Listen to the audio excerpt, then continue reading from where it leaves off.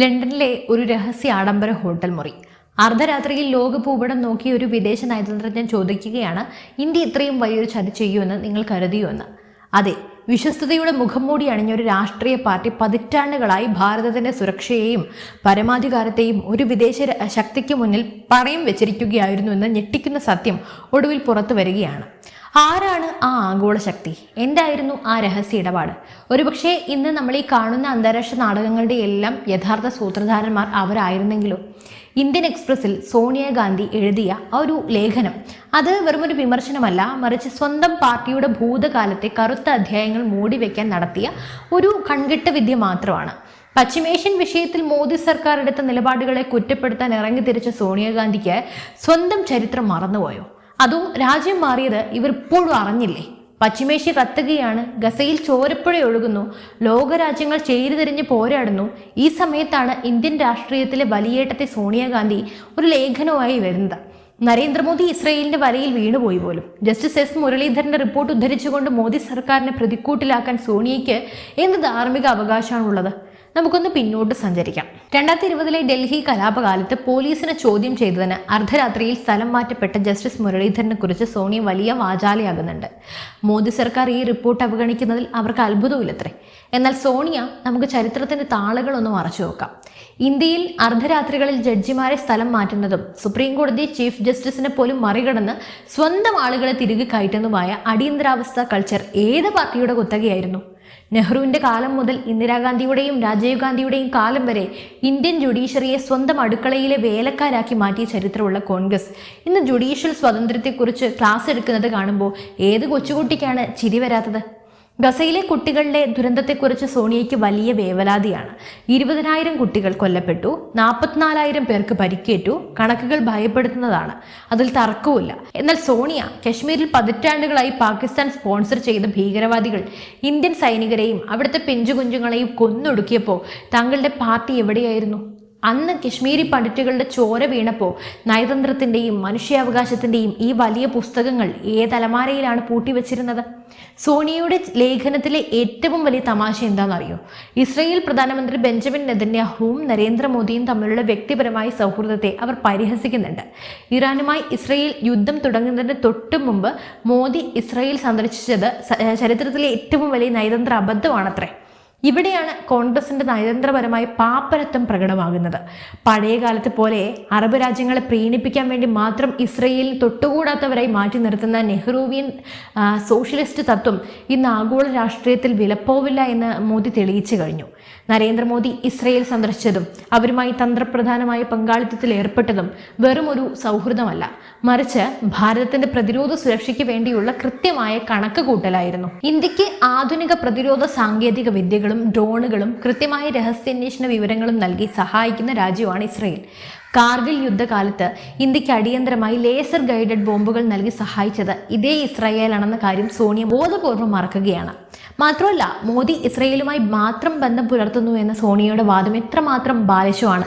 Narendra Modi UAEയുമായും Saudi അറേബ്യയുമായും ഈജിപ്തുമായും ചരിത്രത്തിലെ ഏറ്റവും മികച്ച നയതന്ത്ര ബന്ധമാണ് ഉണ്ടാക്കിയെടുത്തത്. സൗദി അറേബ്യയിലെയും UAEയിലെയും ഏറ്റവും ഉയർന്ന സിവിലിയൻ ബഹുമതികൾ നൽകി അവർ ആദരിച്ച ഒരേയൊരു ഇന്ത്യൻ പ്രധാനമന്ത്രി നരേന്ദ്രമോദിയാണ്. ഫലസ്തീൻ പോലും പ്രധാനമന്ത്രി മോദിക്ക് അവരുടെ പരമോന്നത ബഹുമതി നൽകിയിട്ടുണ്ട്. അപ്പൊ പിന്നെ ആരാണ് ഇവിടെ ഒറ്റപ്പെട്ടത്? ഇസ്രയേലിലെയും അറബ് ലോകത്തെയും ഒരേ സമയം ഇന്ത്യയുടെ സുഹൃത്തുക്കളാക്കി മാറ്റിയ മോദിയുടെ ഡീഫൈനേഷൻ തന്ത്രം മനസ്സിലാക്കാനുള്ള ശേഷി കോൺഗ്രസിന്റെ വിദേശനയ വിദഗ്ധർക്കില്ലാതെ പോയത് കഷ്ടം തന്നെയാണ്. സോണിയാഗാന്ധി തന്റെ ലേഖനത്തിൽ വൈകാരികമായ മറ്റൊരു വിഷയം കൂടി കൊണ്ടുവരുന്നുണ്ട്. 5 വയസ്സുകാരിയായ ഹിന്ദ് രജബ് എന്ന ഫലസ്തീൻ പെൺകുട്ടിയെ ഇസ്രായേൽ സൈന്യം കൊലപ്പെടുത്തിയ കഥ പറയുന്ന സിനിമ ഇന്ത്യയിൽ പ്രദർശിപ്പിക്കാൻ അനുവദിച്ചില്ല പോലും. കടുത്ത ജനകീയ പ്രതിരോധത്തിന് ശേഷമാണ് പ്രദർശനാനുമതി നൽകിയതെന്ന് അവർ വാദിക്കുന്നു. ഇത് കേൾക്കുമ്പോൾ അല്പമെങ്കിലും ചരിത്രബോധമുള്ള ആർക്കും ചിരി വരും. ഇന്ത്യയിൽ സെൻസർഷിപ്പിന്റെയും നിരോധനങ്ങളുടെയും ഉത്ഭവം എവിടെ നിന്നാണ്? സ്വന്തം അമ്മൂമ്മ ഇന്ദിരാഗാന്ധിയുടെ അടിയന്തരാവസ്ഥ കാലത്ത് സർക്കാരിനെ വിമർശിച്ച കിഷോർ കുമാറിന്റെ പാട്ടുകൾ ആകാശവാണിയിൽ നിരോധിച്ചതും ആന്തി കിസ ഖുർസിക്ക തുടങ്ങിയ സിനിമകളുടെ പ്രിന്റുകൾ ലബോറട്ടറിയിലിട്ട് കത്തിച്ചതും ഏത് ജനാധിപത്യ പാർട്ടിയായിരുന്നു? അത്രയോ അല്ല, കശ്മീരിലെ യഥാർത്ഥ വംശഹത്യയുടെ കഥ പറഞ്ഞത് കശ്മീർ ഫയൽസ് എന്ന സിനിമ തിയേറ്ററുകളിൽ എത്തിയപ്പോൾ അതിനെ നിരോധിക്കാൻ കോടതികൾ തോറും നടന്ന കേസ് കൊടുത്തത് ആരായിരുന്നു? ഭാരതത്തിലെ ഭൂരിപക്ഷ സമൂഹത്തിന്റെ വേദനകൾ പറയുന്ന സിനിമകൾ വർഗീയത വളർത്തുന്നതാണെന്ന് പറയുകയും വിദേശത്തിരുന്ന് ഭാരതവിരുദ്ധ അജണ്ടകൾ പ്രചരിപ്പിക്കുന്ന ഡോക്യുമെന്ററികൾക്ക് വേണ്ടി വാദിക്കുകയും ചെയ്യുന്ന ഇരട്ടത്താപ്പാണ് കോൺഗ്രസിൻ്റേത്. രാജ്യത്തിന്റെ ആഭ്യന്തര സുരക്ഷയെയും ക്രമസമാധാനത്തെയും ബാധിക്കുന്ന വിഷയങ്ങളിൽ നിയമപരമായി പരിശോധനകൾ നടത്തുന്നത് സ്വാഭാവികമാണ്. അതിനെ ഇസ്രയേൽ പ്രീണനമായി ചിത്രീകരിക്കുന്ന സോണിയയുടെ ബുദ്ധി സമ്മതിക്കണം. സോണിയാഗാന്ധിയുടെ ലേഖനത്തിലെ ഏറ്റവും വിചിത്രവും ചിരിക്കാൻ വക നൽകുന്നതുമായ പ്രസ്താവന ഇതാണ്: ഇന്ത്യക്ക് ലഭിക്കേണ്ടിയിരുന്ന നയതന്ത്ര മധ്യസ്ഥ സ്ഥാനം ഭീകരവാദികളെ പോറ്റുന്ന പാകിസ്ഥാന് കൈമാറുന്ന സാഹചര്യമാണ് ഉണ്ടായതെന്ന്. ശരിക്കും പാകിസ്ഥാനോ?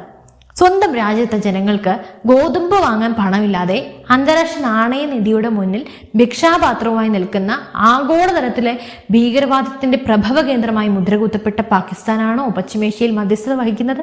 നിങ്ങളിത് സീരിയസ് ആയി പറഞ്ഞാണോ? ഭാവനയ്ക്ക് ഒരു അതിരില്ലേ? ഇന്ന് ലോകം ഇന്ത്യയെ കാണുന്നത് ഒരു വിശ്വമിത്ര ആയിട്ടാണ്. റഷ്യ ഉക്രൈൻ യുദ്ധമായാലും പശ്ചിമേഷ്യയിലെ പ്രതിസന്ധി ആയാലും ലോക നേതാക്കൾ ഒരുപോലെ ഉറ്റുനോക്കുന്നത് ന്യൂഡൽഹിയിലേക്കാണ്. ഉക്രൈൻ പ്രസിഡന്റ് സെലൻസ്കിയും റഷ്യൻ പ്രസിഡന്റ് പുടിനും ഒരേപോലെ മോദിയുമായി ചർച്ച നടത്തുന്നു. ഇറാനും ഇസ്രായേലും തമ്മിലുള്ള സംഘർഷം മുറുകിയപ്പോൾ ഇരുപക്ഷത്തോടും സമാധാനത്തിന്റെ പാത സ്വീകരിക്കാൻ ആവശ്യപ്പെടാൻ തക്ക ആഗോള സ്വാധീനമുള്ള ഏക നേതാവ് നരേന്ദ്രമോദിയാണ്. എന്നാൽ കോൺഗ്രസിന്റെ കാലത്ത് എന്താ സ്ഥിതി? ഭാരതത്തിന്റെ വിദേശ നയം എന്നാൽ പാകിസ്ഥാൻ എന്ത് പറയും, ചൈന എന്ത് വിചാരിക്കും, അമേരിക്ക പിണങ്ങുമോ എന്നൊക്കെയുള്ള ഭയത്തിൽ അധിഷ്ഠിതമായിരുന്നു.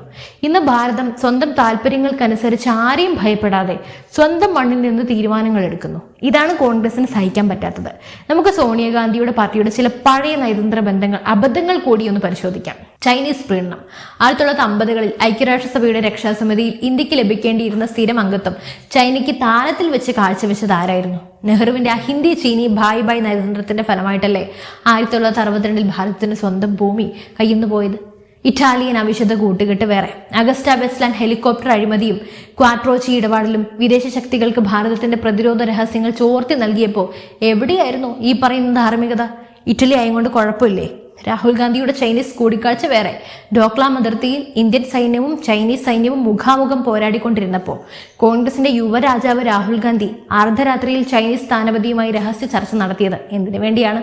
ഭാരതത്തിന്റെ പരമാധികാരത്തെക്കാൾ വിദേശ രാജ്യങ്ങളിലെ ചില പ്രത്യേക താല്പര്യങ്ങൾക്ക് മുൻഗണന നൽകുന്ന ഇത്തരം ഒരു ചരിത്രമുള്ളവർ ഇന്നും മോദി സർക്കാരിന്റെ ശക്തമായി ദേശീയ നയങ്ങളെ വിമർശിക്കുന്നത് കേവലം രാഷ്ട്രീയ പാപ്പരത്വം മാത്രമാണ്. അല്പമെങ്കിലും ബോധമുണ്ടായിരുന്നെങ്കിൽ മന്ദബുദ്ധി എന്നെങ്കിലും വിളിക്കാമായിരുന്നു എന്നാണ് എനിക്ക് ഈ അവസരത്തിൽ തോന്നുന്നത്. എന്തായാലും നിങ്ങൾക്ക് ഈ വിഷയത്തിൽ എന്താണ് പറയാനുള്ളത്? നിങ്ങളുടെ അഭിപ്രായങ്ങൾ എന്താണ്? തീർച്ചയായും താഴെ കമന്റ് ബോക്സിൽ രേഖപ്പെടുത്തൂ. മറ്റൊരു വിഷയമായി വീണ്ടും എത്തും വരെ നന്ദി.